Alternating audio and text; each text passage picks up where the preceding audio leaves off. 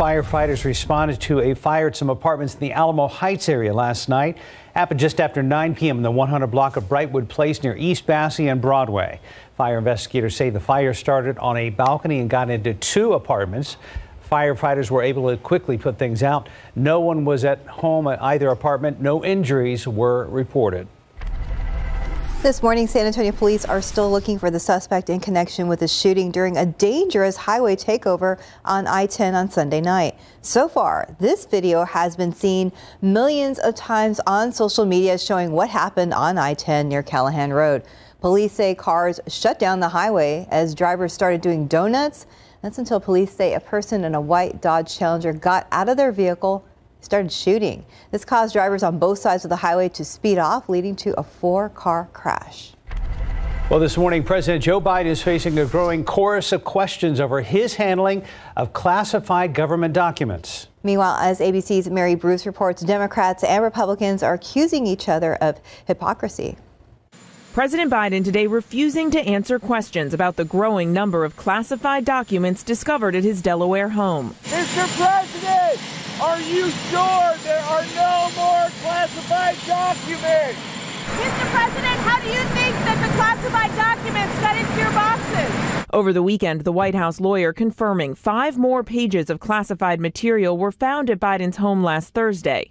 Those documents now in the hands of the FBI. The president's team has hardly been forthcoming, refusing to answer basic questions since Attorney General Merrick Garland named a special counsel. Eager to know more, Republicans in Congress have launched 2 investigations. I know the White House tried to say it was all cleared up on Thursday. Now that we find there's more documents, I think there's a lot of questions that continue to raise, and we want to get all the information possible.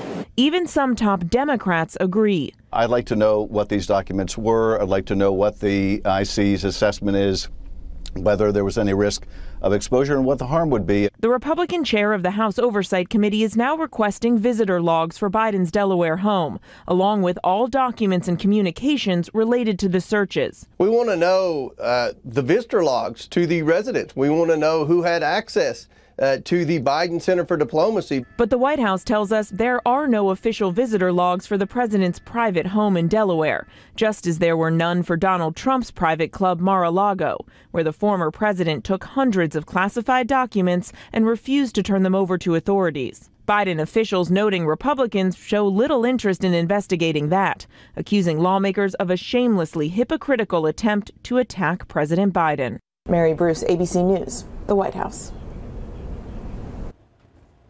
And the 9th in a 3-week series of major winter storms is churning through California. President Joe Biden will travel to California's Central Coast on Thursday to visit areas that have been impacted by the extreme weather. This morning, mountain driving remains dangerous. Flooding risk is high near swollen rivers. Meanwhile, heavy snow continues to fall across the Sierra. The series of storms has dumped rain and snow on California since late December, cutting power to thousands, swamping roads, and triggering landslides.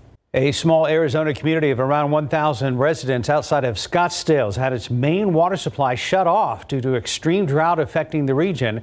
Till recently, Rio Verde Foothills purchased all their water from Scottsdale, Arizona, since it did not own a water reservoir of its own. However, Scottsdale shut off the flow of water to the suburb earlier this month, citing its own water supply needs during this historic drought period.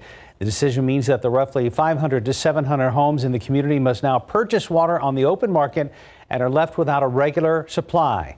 Many residents have been forced to take matters into their own hands and conserve water any way they can, from eating on paper plates and skipping showers to installing rainwater collection systems on their homes.